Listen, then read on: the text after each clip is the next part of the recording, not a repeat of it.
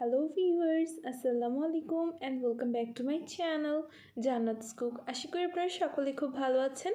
তো অনেক দিন পর আজকে একটা নতুন রেসিপি নিয়ে চলে আসলাম আপনাদের সাথে শেয়ার করার জন্য। আজকে আমি আপনাদেরকে তৈরি করে দেখাবো মিক্সড ভেজিটেবল। খুবই সিম্পল ভাবে আর খুবই ইজি ওয়েতে কিভাবে আপনার বাসায় এই মিক্সড ভেজিটেবলটা তৈরি করতে পারবেন, যেটা রুটি পরোটা যে কোনো কিছুর সাথে খুব ভালোভাবে যায় আর খেতে খুবই স্বাস্থ্যকর আর খুবই মজাদার হয়। তো এখানে আমি প্রায় সব ধরনের সবজি এখানে নিয়েছি আমার হাতের কাছে যেগুলো ছিল। আপনারা আপনাদের পছন্দ মতো যে কোনো সবজি এখানে ব্যবহার করতে পারেন, আর সবজির পরিমাণটাও যার যার ইচ্ছে অনুযায়ী। তো সবজিগুলোকে ভালো করে কেটে আমি ধুয়ে নিয়েছি, আর এখানে একটা প্যানের মধ্যে আমি সরিষার তেল দিয়ে দিয়েছি। তেলটা গরম হয়ে আসার পর এখানে আমি শুকনো মরিচ দিয়েছি, 3টা তেজপাতা দিয়েছি, আর দিয়ে দিচ্ছি এখানে আমি রসুন কুচি, আর এখানে দিয়ে দিচ্ছি আমি শাহি জিরা, যাতে করে ফ্লেভারটা খুব ভালো আসে।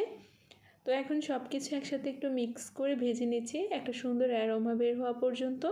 তো মশলাগুলো থেকে যখন সুন্দর একটা অ্যারোমা বের হয়েছে তখন এখানে আমি কিছুটা পরিমাণ পেঁয়াজ কুচি ব্যবহার করেছি। তো পেঁয়াজগুলো একটু ভেজে নেওয়ার পর আমি এখানে সবগুলো সবজি দিয়ে স্বাদ মতো লবণ দিয়ে দিয়েছি। লবণটা দেওয়ার ফলে কিন্তু সবজিগুলো খুব ভালো করে তাড়াতাড়ি সিদ্ধ হয়ে যাবে আর কি। তো এখন এগুলোকে নেড়ে চেড়ে একসাথে একটু মিক্স করে আমি ঢেকে রেখে দিচ্ছি 3 থেকে 4 মিনিটের জন্য। তো 3 থেকে 4 মিনিটের মধ্যে কিন্তু সবজির মধ্যে যে এক্সট্রা পানিটা ছিল ওটা বের হয়ে গিয়েছে। আর এখানে আমি দিয়ে দিচ্ছি হলুদের গুঁড়া 1 চা চামচ, আদা রসুন বাটা 1/2 টেবিল চামচ করে আমি এখানে 2টা ব্যবহার করেছি। সব কিছু মিক্স করে নেওয়ার পর আমি এখানে আমার প্রয়োজন মতো পানি দিয়ে দিয়েছি। তো আপনারা আপনাদের সবজির পরিমাণ বুঝে পানি দিবেন। তো পানি দেওয়ার পর এটাকে ঢেকে কিন্তু আমি রান্না করে নিয়েছি। তারপর নেড়ে চেড়ে আমি এখানে টমেটো আর কাঁচামরিচ দিয়ে দিয়েছি, দিয়ে আবার এটাকে নেড়ে চেড়ে কিন্তু সবজিগুলো একদম পানি টেনে কিন্তু সিদ্ধ হয়ে গিয়েছে। আর এই পর্যায়ে আমি এখানে ধনিয়া পাতা কুচি দিয়ে দিয়েছি।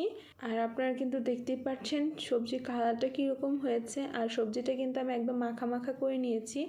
আমার কাছে রুটির সাথে একটু এরকম মাখা মাখা সবজি খেতে বেশি ভালো লাগে, তাই আমি এরকমভাবে তৈরি করলাম। তো রান্নার শেষে কিন্তু আমি এটাকে সার্ভ করে নিয়েছি নর্মাল আটা রুটির সাথে। আশা করি আপনাদের কাছে রেসিপিটা ভালো লেগেছে। আর আমার কাছে সবজিটা খেতে সবচেয়ে বেশি ভালো লাগে সাথে একটু লেবু আর সালাদ হলে। আপনাদের কাছে কিভাবে খেতে ভালো লাগে অবশ্যই কমেন্ট করে জানাবেন, আর রেসিপিটা কেমন হয়েছে অবশ্যই কমেন্ট করে জানাবেন।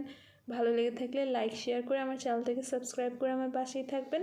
সকলে সুস্থতা কামনা করে আজকে এখানে বিদায় নিচ্ছি। সবাই ভালো থাকবেন, আমার জন্য দোয়া করবেন। আল্লাহ হাফিজ।